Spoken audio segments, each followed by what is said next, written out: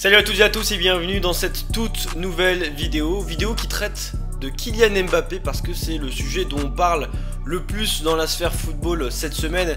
Évidemment là on parle pas de jeu, on parle pas de terrain, on parle pas, il n'y a pas d'analyse tactique ou quoi. Je rebondis juste sur les rumeurs, on fait juste aussi un petit récap de tout ce qui s'est passé parce que ça part dans tous les sens et on aimerait bien voilà, avoir la tête un peu à l'endroit par rapport à ce dossier.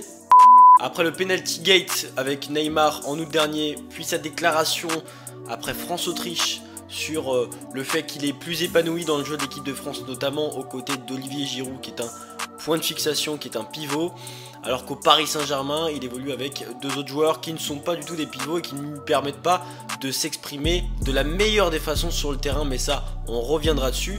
Et puis après l'hashtag pivot gang après le match contre Reims il y a une semaine, et puis ces rumeurs mardi qui proviennent du Parisien, de l'équipe, d'RMC Sport et de la plupart des médias finalement, que ce soit sportif ou généraliste. Et donc la tendance se confirme, Kylian Mbappé veut partir du Paris Saint-Germain et le plus tôt possible. Apparemment il n'a pas encore demandé, mais en tout cas il souhaiterait partir d'ici la fin janvier. Plus tard dans cette vidéo on essaiera de voir si c'est possible que Kylian Mbappé parte en janvier prochain ou un peu plus tard. Kylian Mbappé se sent trahi par le président du Paris Saint-Germain, Nasser El Khelaifi, parce qu'il n'aurait pas tenu toutes ses promesses lors de la prolongation du contrat du jeune attaquant français qui est intervenu, je le rappelle, le 23 mai dernier, où lors de cette prolongation il a prolongé 2 ans plus une année en option qui est activable que par le joueur justement. Donc le Paris Saint-Germain ne peut pas activer à lui seul cette année d'option. Et les promesses qui ont été faites, c'est que le Paris Saint-Germain devait jouer en 4-4-2, donc avec Mbappé aux côtés d'un certain Lewandowski qui devait être recruté, et donc faire ce fameux pivot pour que Mbappé puisse graviter autour et qu'il puisse avoir le loisir de jouer son football librement, avoir grignoter les espaces, avoir le recrutement de Skriniar, de Seko Fofana, mais aussi de Bernardo Silva. Et ces 3 recrutements justement qui n'ont pas été faits cet été. Et Luis Campos, le directeur sportif du Paris Saint-Germain, qui disait il y a un peu moins d'un mois à l'afterfoot que le mercato parisien n'a pas été bien fait en tout cas, et que les recrues désirées n'ont pas pu être recrutées. Autre promesse faite par le Paris Saint-Germain et donc Nasser, qu'il y aurait du coup une enveloppe de 500 millions d'euros disponible pour pouvoir évincer Messi et Neymar du Paris Saint-Germain. Parce que déjà, la conviction d'Mbappé apparemment, c'était de voir Neymar partir du projet parisien. Messi, il avait rien contre lui, juste Nasser a dit bah si tu veux Messi, Neymar, on peut les mettre de côté juste pour toi, il n'y a pas de souci. Et comme ils ont vu que ça allait être compliqué au niveau du fair play financier, ils ont reculé. Et surtout, quand on voit le très bon début de saison de Messi et de Neymar, quels sont les arguments et quelles sont les raisons qui pousseraient le Paris Saint-Germain à vendre ses joueurs. D'ailleurs je pense que c'était difficile de vendre Neymar cet été. Il fallait trouver preneur déjà. Et donc surtout une des promesses c'est que Mbappé ait un rôle central dans le projet parisien, qu'une équipe soit bâtie autour de lui. Et finalement il a dit en interne selon certains médias qu'il a été stupide, il a été bête, lui et son entourage, d'avoir cru à toutes ces promesses qui n'ont pas été tenues. Alors pour rappel hein, Mbappé ne vise ni Luis Campos ni Christophe Galtier, qui d'ailleurs si Mbappé partait, ces 2 personnes pourraient le suivre hein, selon certaines informations. Alors il y a énormément de médias, il y a une masse médiatique autour de cette affaire, donc citer à chaque fois chaque information de tel ou tel média, ça prendrait un temps fou, mais vous l'avez compris, de toute façon toutes ces informations sont tombées en moins de 24 heures, 48 heures, donc il faut recouper tout ça, faut globaliser tout ça. Et en tout cas Mbappé en a envers Nasser et surtout aussi Antero Henrique, qui a été recruté par le Paris Saint-Germain pour vendre, pour amincir cette masse salariale du Paris Saint-Germain qui lui fait défaut aujourd'hui, puisque ça fait déjà 3 saisons, voire plus, que le Paris Saint-Germain est en déficit. 2021-2022, on a pu comprendre que c'était 300 millions d'euros, voire 350 millions d'euros de déficit. Soit, avec toutes ces informations en main, il faut se poser la question, qui est le fautif dans l'histoire? Est-ce que Kylian Mbappé a raison de faire autant de vagues, surtout le jour d'un match de Ligue des Champions, qui n'est pas forcément le plus important, on l'a compris, mais c'est jamais bon pour une équipe, c'est-à-dire qu'ils ne pensent pas forcément au collectif. On sait que si les informations sont sorties d'un coup d'un seul par tous les médias, c'est que forcément c'est l'entourage du joueur qui a donné ces informations et qu'on veut faire passer un message auprès du board parisien qui était quand même au courant de la moue du Parisien depuis le mois d'août déjà, et cette première journée face à Clermont où on disait qu'Mbappé était absent pour blessure, alors qu'il n'était pas absent pour blessure, il était absent parce qu'il était déjà pas content de l'avancée du projet, de toutes ces promesses qui ont été faites. Est-ce que c'est judicieux aujourd'hui qu'Mbappé puisse être énervé quant à son positionnement et sa place dans l'effectif? On voit que le Paris Saint-Germain déjà fait un excellent début de saison. Si on met de côté déjà les trois derniers matchs, voire plus, parce que c'est vrai qu'on les voit un peu plus en difficulté, mais sinon il y a du bon dans le contenu, il y a des automatismes. Mbappé et Neymar ont retrouvé leur forme d'antan. Et on voit un Paris Saint-Germain vraiment qui est bien huilé. Et on peut voir quand même qu'il y a énormément d'espoir à se faire quant à cette équipe cette saison. On ne peut pas s'arrêter non plus sur les tristes performances de ces derniers matchs. Et c'est pour ça que je me pose la question, pourquoi Mbappé va faire autant de vagues et va se plaindre de son positionnement et de sa situation alors que l'effectif fonctionne bien. C'est ce que disait Thierry Henry, c'est qu'à partir du moment où l'équipe elle roule bien, à partir du moment où tout se passe bien, bah normalement tu devrais pas te plaindre. Et quand on voit sur certains matchs, notamment par exemple le match contre le Maccabi Haïfa où Messi a fait une offrande à Mbappé, contre la Juventus, la louche de Neymar pour la reprise de volée d'Mbappé, et tant d'autres exemples, que ce soit en Ligue 1 ou en Ligue des Champions, où Mbappé a été très bien servi dans les bonnes conditions. Moi j'étais au match au stade Pierre-Mauroy pour voir LOSC PSG. J'ai vu un Messi dès le rond central faire une passe à Mbappé, où c'était le but le plus rapide de l'histoire de la Ligue 1, où je vois un Neymar en 1-2 avec Mbappé qui la glisse à Mbappé dans la surface et l'attaquant français peut finir.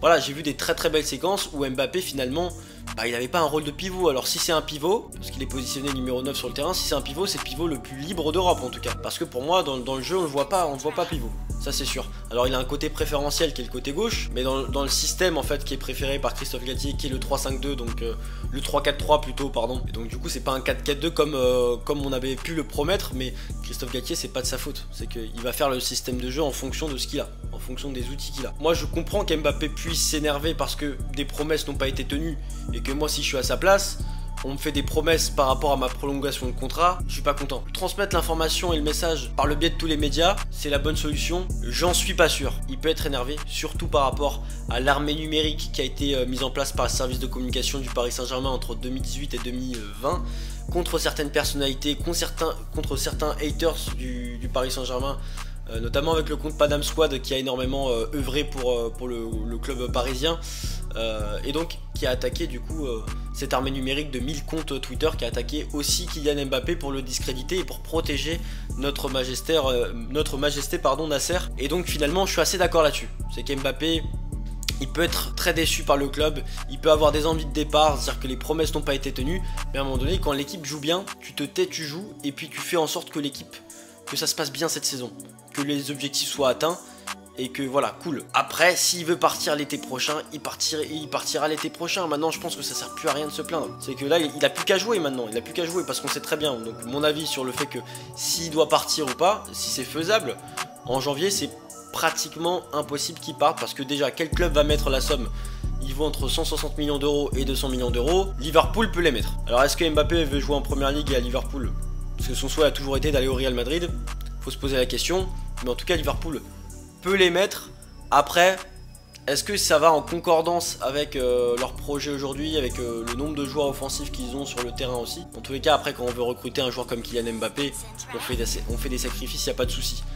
Mais recruter un tel joueur, faire un tel recrutement avec un tel montant au mois de janvier, ça me paraît un peu compliqué, surtout pour le Real Madrid, qui l'a un peu là finalement encore de cette non-arrivée de Mbappé en mai, parce que je le rappelle, Mbappé voulait aller au Real Madrid et ça devait se faire comme ça. Finalement, le Paris Saint-Germain a forcé et a fait des promesses pour qu'il reste, et c'est comme ça que ça s'est fait du coup. S'il s'agit de faire des promesses pour pas les tenir derrière, c'est quand même un peu dommage pour un club comme le Paris Saint-Germain, quitte à laisser partir le joueur. Évidemment, ils voulaient pas le laisser partir libre parce qu'ils n'auraient pas touché d'argent. Il y avait aussi un peu de ça. Mais Mbappé est la pierre angulaire du projet parisien. Il a 23 ans, il est français. C'est l'attaquant le plus frais sur le front de l'attaque parisien en tout cas. Donc il y avait tous les arguments pour le conserver. Revenons sur cette possibilité de départ. Moi je pense que s'il doit partir, c'est l'été prochain. Il lui restera une année de contrat, sans l'année d'option à mettre en place, à en mettre en œuvre par lui-même, qui sera pas mis en place parce qu'avec tout ce qui se passe c'est un peu compliqué. Mais si à 1 an de la fin de son contrat il est vendu, ça fait une bonne somme pour le Paris Saint-Germain. Mbappé part, évidemment que c'est une grosse perte, on ne pourra jamais dire que c'est une bonne nouvelle, que c'est une bonne chose qu'Mbappé parte. Donc ça sera vraiment dommage, parce qu'en plus on a Neymar et Messi qui sont des grands joueurs. Messi qui sera en fin de contrat en juin, on ne sait pas ce qui va se passer. Neymar qui a la trentaine. Donc voilà, sur les trois, si on devait en perdre un, ça c'est pas lui, ça c'est sûr et certain. Moi je pense qu'il partira, s'il doit partir l'été prochain, mais pas en janvier. En janvier, il veut partir en janvier, ça sera pas possible. Ça me paraît vraiment improbable. Après, bon, le football nous réserve tant de surprises que bon. Donc moi, je vais vous dire une chose. Je suis très agacé par ce qui se passe, que ce soit au niveau de Kylian Mbappé, parce que on a encore une étiquette d'un club de télé-réalité. Vraiment, parce que moi, j'adore le foot. Vous l'avez bien compris, c'est pour ça que j'ai une chaîne de foot. Mais je suis supporter du Paris Saint-Germain. Et voir ce genre de choses, ça commence à faire beaucoup. J'ai envie de dire, ça fait quand même, on commence je pense à s'habituer. Mais j'aimerais quand même que le club soit plus lisse, que ça soit un club responsable, qui soit quand même discret. Mais le Paris Saint-Germain et son histoire, ça a toujours été comme ça. Depuis sa création en 1970, le Paris Saint-Germain a toujours été un club très contesté. Et au final, aujourd'hui, on se retrouve avec énormément d'affaires, donc celle de Kylian Mbappé, Aminata Diallo et Keira Amraoui dans la section féminine. On va pas revenir là-dessus parce que c'est un dossier assez complexe et assez long. Mais pour ceux qui le savent, voilà, c'est quand même un dossier qui est assez fou. Après, toutes les affaires qui entourent Nasser Al-Khelaifi, avec les personnes qui fréquentent, Jean-Martial Rives et son rôle en tant que directeur de communication du PSG avec cette armée numérique. Et au final, on se dit, mais qui tient les commandes? Qui tient les commandes? Qui est le boss de ce putain de navire, quoi? Et là, à l'image de ces promesses non tenues, on arrive quand même à un point où, ok, le PSG entame sa révolution, ce début de saison il est magnifique, tout est en place, et là on voit qu'en fait c'est n'importe quoi. Mon fin mot de l'histoire, je trouve que c'est dégueulasse ce que fait Kylian Mbappé au niveau de sa communication, parce qu'il est de plus en plus détesté. Je suis désolé, lui qui maîtrisait énormément sa communication, et là il est en train de la perdre. Il est en train de la perdre, et même que ce soit en France ou dans les médias internationaux, il a une image mais complètement pourrie. Il a une image maintenant qui le dépasse totalement. Et je sais pas s'il cherche vraiment à se monter cette image là pour qu'on parle tout le temps de lui, ou si c'est de la maladresse, mais j'ai du mal à croire que c'est de la maladresse. Enfin, ni l'un ni l'autre. Enfin, j'ai du mal à comprendre. J'ai du mal à comprendre parce que c'est ce genre de choses en fait qu'on n'essaye pas de faire gonfler dans les médias. On essaie de... Voilà, je sais que ça doit être compliqué pour lui parce qu'on lui a fait des promesses et qu'il voulait absolument aller au Real Madrid, et qu'au final maintenant il doit juste voilà, faire l'autruche et tracer sa route. C'est beaucoup demandé, c'est très compliqué, et j'ai énormément de compatie pour lui parce que les dirigeants parisiens ils ont merdé, ils auraient pas dû faire des promesses comme ça. C'est n'importe quoi. Donc à la limite laisse-le partir si c'est pour faire des promesses que tu ne tiendras pas derrière. Le club depuis le début de la saison est sur de bons rails. Donc c'est un peu dommage, on va voir la suite de l'histoire. Là j'ai enregistré cette vidéo, je sais pas ce qui va se passer demain, dans 2 jours, dans 3 jours, dans 4 jours. En tout cas, on n'est pas au bout de nos surprises. Ce qui compte le plus, c'est quand même le terrain. Parce qu'on se perd un peu avec ces histoires d'extra sportifs, avec le Paris Saint-Germain, l'histoire du char à voile, Mbappé et Neymar et machin chouette. Au final, nous on veut parler de terrain, on veut parler de football. C'est ce qu'il disait Christophe Galtier en conférence de presse, parlons de football. Parlons de football. Malheureusement, Christophe Galtier, c'est le premier interlocuteur du Paris Saint-Germain, parce que c'est lui qui fait les conférences de presse. C'est lui qui doit répondre aux questions des journalistes. Et donc forcément, les journalistes, ils veulent savoir ce qui se passe en interne, ils veulent savoir ce qui se passe dans la tête de chacun. Et donc Galtier est le porte-parole, entraîneur mais porte-parole aussi du club finalement. Parce qu'il n'y a personne d'autre, même si Luis Campos dément les informations mardi soir. À part ça, il n'y a pas une grande communication autour de ça. Et donc Galtier est exposé par rapport à tout ça, et il est dans une situation où il doit gérer cet extra sportif, alors que lui il est juste là pour parler terrain. Il a dit ouais, Mbappé il s'entraîne bien, Neymar s'entraîne bien, ça se passe, voilà. Il parle de sport, il parle de foot, il parle de ses athlètes, et au final c'est ce qu'on lui demande. malheureusement, il est obligé de répondre aussi à l'extra sportif, ce qui est compréhensible. Moi, si je suis en conférence de presse, bah on a envie de savoir, Donc Galtier est quand même dans une position très compliquée et dans la même position que les entraîneurs précédents au Paris Saint-Germain, où en fait on arrive et c'est déjà le bordel. On a envie d'être entraîneur tranquillement, faire notre entraînement, préparer les joueurs, tout ça. Mais en fait, il y a tellement de casse-tête en fait. Il y a tellement un casse-tête dans ce club que c'est hyper compliqué. Thomas Tuchel, quand il arrive à Chelsea, il a dit c'est bon. Le PSG, j'avais pas de liberté. Là, carte blanche, tranquille et tout. Il a gagné la Ligue des Champions avec Chelsea. Je pense que l'entraîneur, déjà, tous les entraîneurs du PSG, on les a critiqués beaucoup, mais ils ont jamais été dans de bonnes conditions. Jamais dans de bonnes conditions de travail. Et Galtier, je sais que c'est un très bon entraîneur. Et franchement, je lui souhaite tout le meilleur avec le Paris Saint-Germain, mais il n'est pas aidé. Ça, c'est sûr. En tout cas, merci d'avoir suivi cette vidéo spéciale Kylian Mbappé. Je me suis permis de faire quelques apartés sur les affaires du Paris Saint-Germain. N'hésitez pas à me dire ce que vous pensez en commentaire et lâchez un like si vous avez apprécié cette vidéo qui, voilà, pour le moins n'est pas vraiment très spécialisée, contenu foot, très terrain, on va dire, mais plus extra sportif. J'aime pas forcément parler d'extra sportif. Mais j'avais envie de rebondir là-dessus parce que c'est vrai qu'il y a énormément de bruit là-dessus et j'avais envie de faire une vidéo. Donc voilà, n'hésitez pas à vous abonner aussi à ma chaîne pour découvrir plus de contenu autour du football. Je ne sais pas si vous avez vu, je sors quelques petites exclus. J'avais fait une interview avec Dahuzi il y a 3 ans. Il y a une interview avec Gradure que j'avais tourné aussi, que je vais publier prochainement.